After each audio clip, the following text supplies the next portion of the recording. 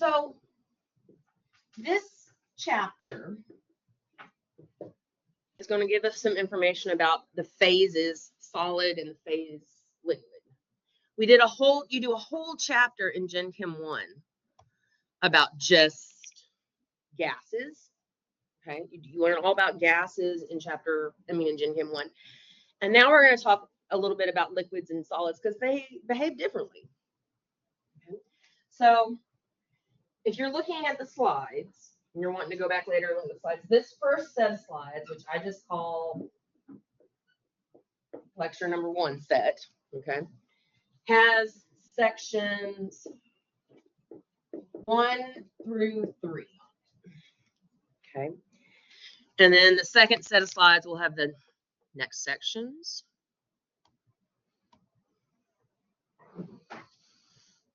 So my goal for today is to absolutely get through the first section here.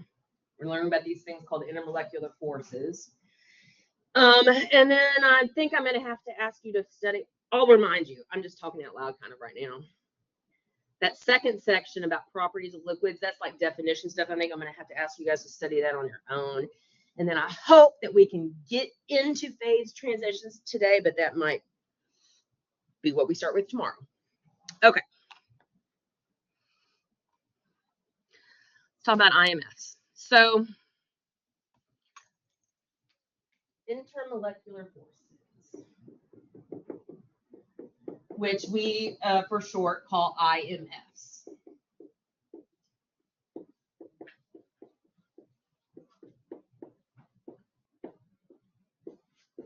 IMFs. I forgot to, does anybody need just some plain paper or anything like that? Everybody good? Okay. Or pens or pencils, because I always have stuff up here if you need. Okay.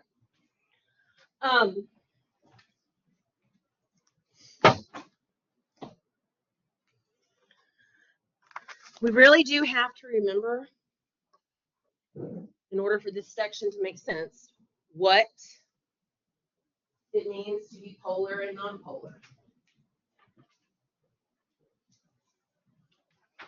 Or what it even means to be ionic versus covalent. You gotta remember some of that stuff. For example,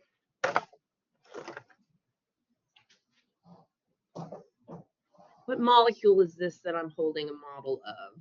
You guys recall when you look at models, what element does the color black represent? Carbon. Red, oxygen, good. So what molecule is this that I'm holding? I'm holding CO2, carbon dioxide.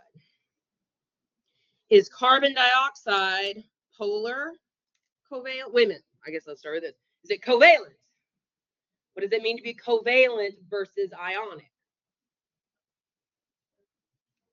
Covalent means electrons are shared between atoms. What is this particular type of covalent bond that I've got in a CO2 molecule? What is that type of bond called? Good, that is a double bond. What I'm talking about here is that a little review about know the polarity. You got to know the polarity. That was an email I sent you guys. It should have gone to your Casey student email. And I gave you a list of some things, videos that you could watch to refresh your memory. You've got to know when you look at, in particular, a Lewis structure like this, right? But even if I just write just the formula, okay, you've got to be able to know, what does that mean it looks like in real life? And that is what CO2 looks like in real life. And it does have a double bond and a double bond. And it has lone pairs, lone pairs, lone pairs, lone pairs on those oxygens, right? What is its polarity? It's covalent. Are the electrons shared equally over the whole molecule? That means it's what polarity? If we're talking about equal sharing, that means it's non-polar, right? equal sharing means non-polar. Are they equally shared? How do we know? You think about that thing known as electronegativity. What elements are the most electronegative? Do y'all have periodic? Did I bring periodic tables in here? I didn't. I'll grab some here when we take a break in a minute. But we got a screen. We got a table up here on the screen. We can look at that. Electronegativity. Electronegativity is how much an element wants to do what? Pull those shared electrons towards itself. What is the trend about electronegativity? As you move left to right, they get more and more electronegative. What happens as you move down? Less electronegative. Because what is the most electronegative element on the periodic table? Yep, F right there, fluorine. And then what are the next two after that? It is actually oxygen and then nitrogen are the most electronegative after that. Okay. Oxygen is more electronegative than carbon is. But if these electrons are being pulled that way, what's happening on the other side of this CO2 molecule?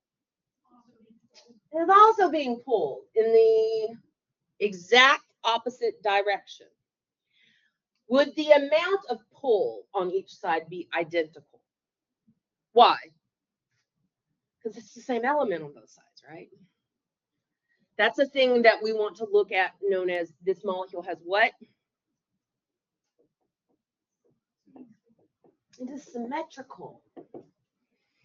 Molecules that are symmetrical tend to be what polarity?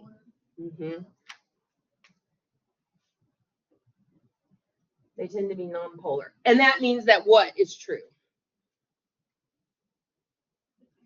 Those two forces cancel each other out. There's no net pull one way or the other. Give me the classic polar covalent compound. If you didn't know, now you do. This. H2O, water. What does water look like? Very good. The shape name. What's that shape name? Linear. Okay. This is known as bent. I'm not going to be requizzing you guys on, although I have this handout if any of you want it. The VSEPR geometry names. If you would like this handout, you're free to grab one. That's not really a focus of individual questions, although it's important knowledge to know. Because knowing that this is bent means you know that this is polar. Yeah. Because with this geometry, with this bent geometry, with this shape, is there ever any way that this can be symmetrical on all the way around? Never. It can't. It's got lone pairs up here and hydrogens down here. It's never symmetrical.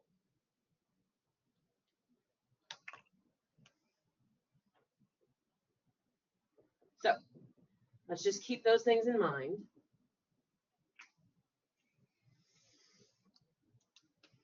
Which way is there an overall dipole, that pull on a water molecule? Which way is the pull? Towards the oxygen, because oxygen is more electronegative than hydrogen. Yes, so that's why there is a pull, and the overall pull is indeed up towards the oxygen. Do you recall the symbols that you see written on polar molecules that indicate which side is more electronegative? Sometimes we do draw this arrow. This is this special arrow that is known as the dipole moment. Shared electrons are pulled this way. But then we also put this symbol that is the Greek letter delta, but it's lowercase delta, right? What does uppercase delta look like? Triangle, right? Lowercase delta. What do we use this delta to represent? Partiality. This symbol means that this oxygen is partially what charge? The electrons are pulled more toward the oxygen, and this oxygen is partially negative. It's not a full-on ion. It's not full-on negative. It's partially negative, which makes these hydrogens what? There you go. That's polarity in a nutshell. Okay. I guess to answer these questions that we're going to have, is it important for us to be able to like just have a compound and automatically know like the Lewis whatever and like the actual?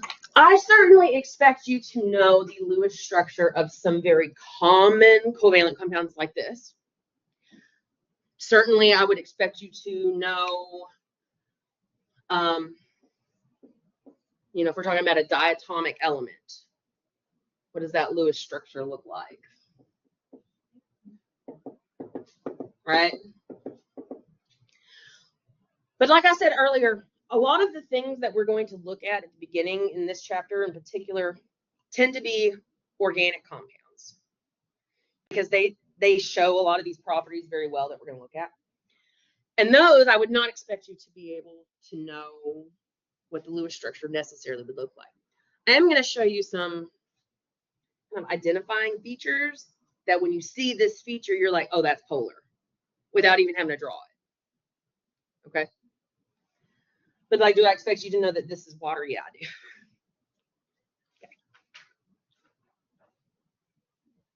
Okay. All right. So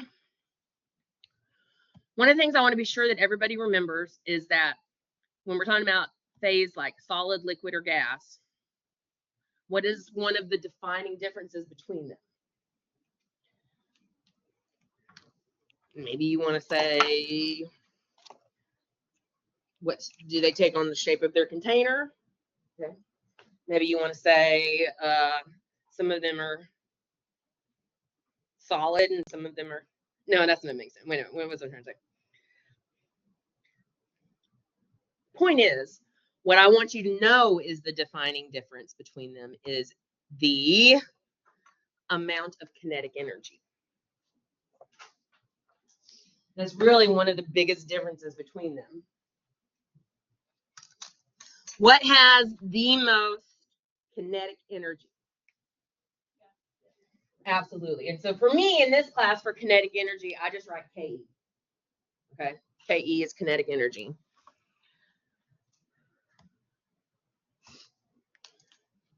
What is the physical property that we measure that tells us how much kinetic energy something has?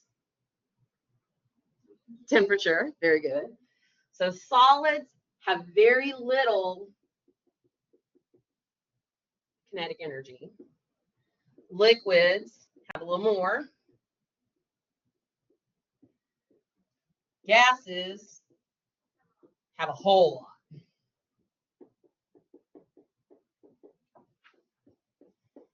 How can we change the amount of kinetic energy something has? Change its temperature, right? That's it.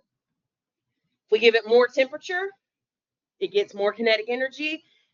Then, as we'll see, we can do what? What's it called when we go from solid to liquid? Or liquid to gas?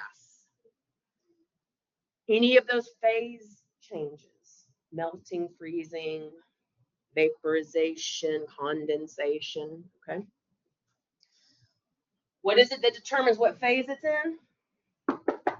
The amount of kinetic energy it has. Is it the same for everything? No, it's unique for each substance, but that's what determines it.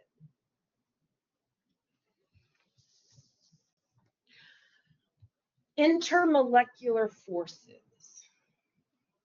What do you think I mean when I say intermolecular forces? Let's look at the word.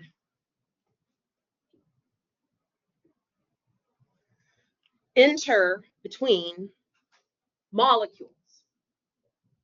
This is not talking about this bond right here. What is that? If you wanted to give it a similar name, that would be like an intramolecular. That's what's inside a molecule. We're looking at between neighboring molecules, forces. These are attractive forces between neighbor molecules.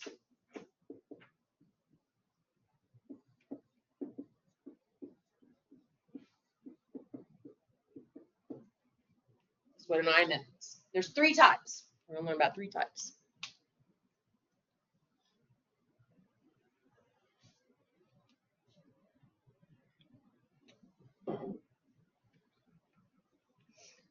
Can you make a gift for me? Is it up there? Yeah, it is. That's fine. Do you think gases have the opportunity to experience a lot of attraction between neighboring gas molecules? Think about what we know about gases. They are literally, right? Those molecules do not have time to experience any kind of attraction for each other. That was one of the statements of kinetic molecular theory, right? Gas particles exhibit little to no attraction to each other. So, IMFs, essentially none in the gas phase. But now, when we turn into a liquid, and how do we turn from a gas to a liquid again? What is the thing that has to happen? We call it a phase change. We call it condensation. But what is it that actually has to happen to the molecules? They got to lose some kinetic energy. And we do that by decreasing the temperature. Okay, good. We're all on the same page. What do you think about liquids? Think about a liquid. Look at those molecules. Are they right up next to each other? Yeah, pretty much. Do they have a time to experience a lot of attraction to each other? Oh, most definitely.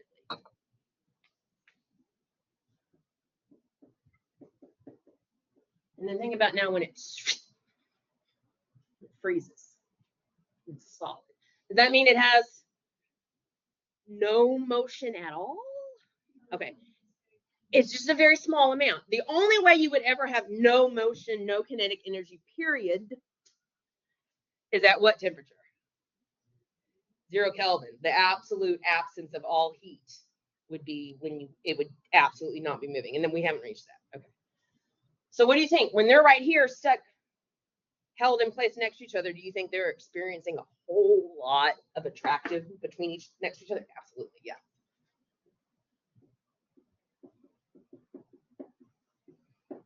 Okay.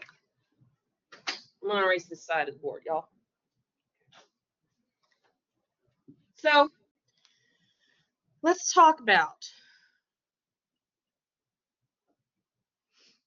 these 3 types.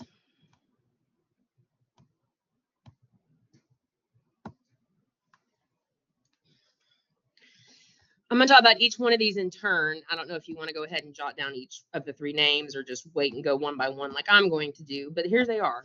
Here are the 3 types. Hey, guess how we are going to be able to observe the strength and the effect of these IMFs.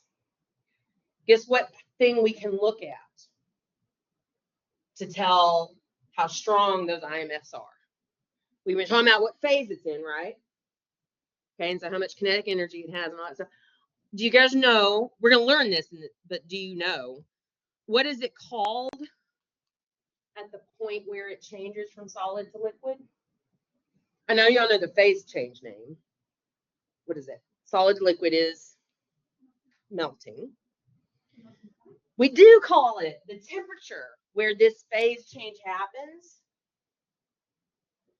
is called the melting point. What's another word you could say for the exact same temperature, but thinking in the other way? Freezing point. That's a temperature, right? What would it be called when we go from liquid to gas? What's that temperature called? We do call it the boiling point. Boiling means something very specific, which we'll talk about, but that's the temperature we look at. What temperature does it boil at, right? What temperature does it freeze at, right? That's how we're going to see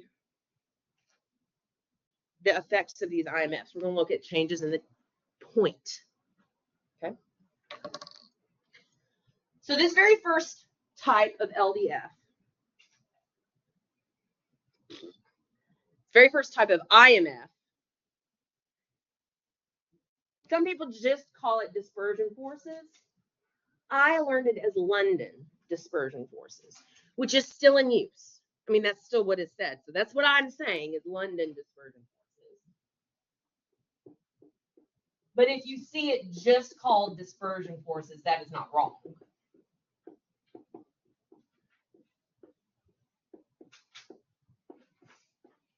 And then if you want to abbreviate it, LDS. All right. So this is actually now getting into some things that I expect you to know, right? So on our in-class examples, I'm going to go through and I'm going to talk about what are LDFs, what are these other types. And again, these are just for your notes, right? It's just to make sure you understand that I expect you to be able to describe what LDFs are.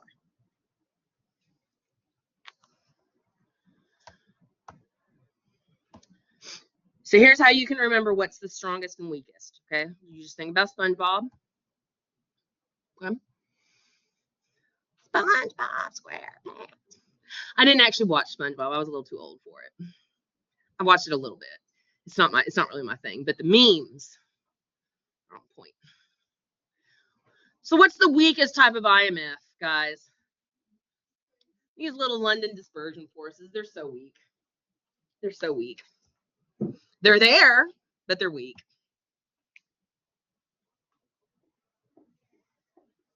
You know what I mean? If I say they're fleeting, they come and go.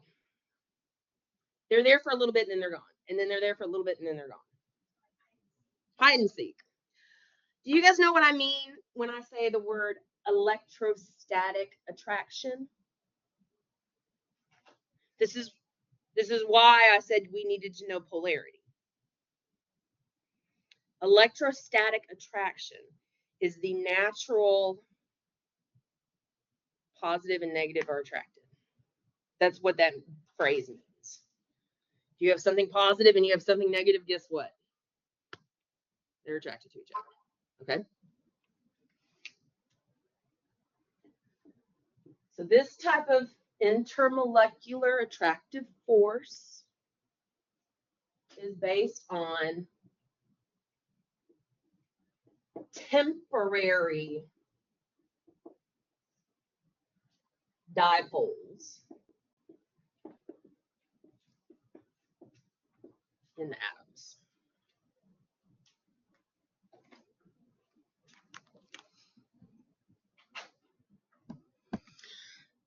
What does that mean? What's at the very center of an atom? A nucleus. And then what is around the nucleus in orbitals? The nucleus where the protons are is positive and the electrons are negative. Okay. Guys, but it's not always a dead center positive equal charge distribution on the outside. Temporarily, you can get a distortion in the atom. So here's an atom. Rather than the nucleus being dead center and the electrons being probably all arranged around it, sometimes you get a little shifting. Sometimes the nucleus is kind of closer to one side than the other. And what do we know that means? That means this side is partially positive and this side is partially negative. because it's not equal. So here's our neighbor. Say the same kind of thing is happening on that neighbor. Partial negative, partial positive, because why? Because they're just constantly kind of shifting around. Is this happening all the time? All the time. For everything? For everything. No ifs, ands, or buts? Sure. No ifs, ands, or buts. All the time, everything. What does that mean? This side of the atom is attracted to that side of the neighbor.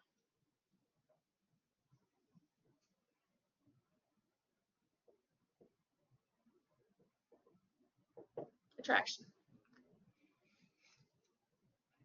What is this type of attraction called? London dispersion forces or just dispersion forces? All the time, everything. All substances exhibit LDFs.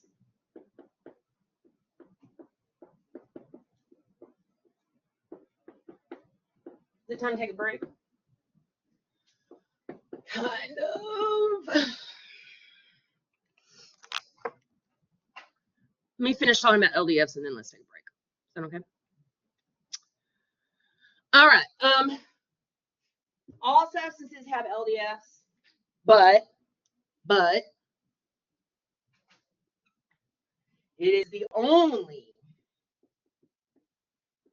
type of IMF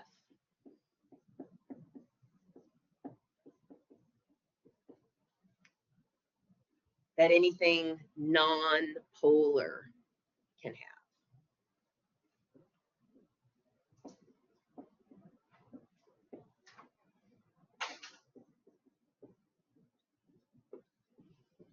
Okay, know that. If it's non-polar, the only type of IMF it can have is this. Nope. So like CO2, we were talking about CO2, right? CO2 is a non-polar compound. Guess what's the only type of attractive it can feel for any neighbor? This, LDF, that's the only type. Now, just because I say it's weak and fleeting, I mean, yeah, all that's true, but that doesn't mean we don't see its effect. We are going to see its effect. That's what I want to look at. And then I think I'm going to put this up and then we can take a little break. And I'm going to put this up and you guys make these notes to yourself. When are LDFs stronger and when are they weaker? So let's think about that statement. The heavier or bigger an atom is, the stronger this LDF is. Why? Big atoms have lots of protons and electrons. And so when they shift around, this attractive force is stronger. Does that make sense? Excellent. The other thing that you should know, not only is it stronger for heavier substances, it's also stronger the more, what does it say on the screen? Surface area.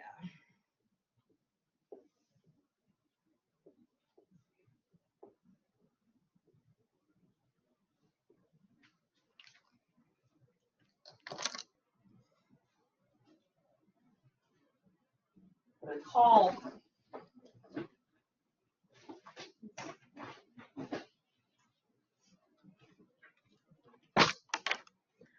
we're talking about heavier, right? So it's shift around more. That's that word polarizability. Polarizability. How easy can it shift around? The bigger it is, the more it can shift, the stronger it is. And when we think about surface area, think about, I don't know, the amount of LDF, the strength of these London dispersion forces that a molecule this size would feel. Okay. What kind of molecule do I have here? I've got 3 carbons 8 hydrogens. Y'all know what that's called? I would be kind of surprised if you did. A hydrocarbon. It's called propane. Y'all know propane, right? Okay, propane. Something like this versus something like this. Not only is it what? Heavier. It's also more surface area. More surface area means more traction. What should you see happen to melting points, boiling points? The stronger the IMFs are.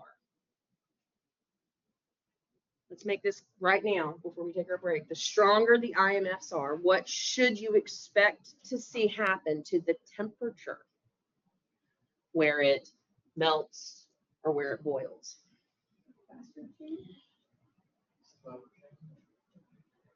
Maybe slower and faster. Let's save those words because that's something called kinetics. And there's other things that influence that. Higher temperature. Like a higher temperature to melt or boil? Yes. A higher temperature is required to melt or boil something with stronger IMFs. Did y'all all hear me say that? Can y'all say it back to me? It's the real question. The stronger the IMFs, the higher these melting point, boiling points are. Why? Yeah, that's the whole idea. It takes more energy to do what? Disrupt them, phase change, break that attraction. It takes more energy. So you have a higher temperature. And you can see that in some of these images up here. And I'll leave these up here. And we'll take a little break. But you should be able to see how the boiling point and melting point are increasing here when what is increasing? It's mass, right? Heavier means stronger LDFs, stronger IMFs in general, but in particular LDFs. These dispersion forces. Higher boiling points or melting points. Surface area. The more stretched out it is, look at what happens to the boiling point. It goes from 9.5 to 27 to 36. Higher temperatures. All right, take a break. And then we'll talk about our second type. But I can put back up on the screen any of those slides if y'all want me to. Just let me know. So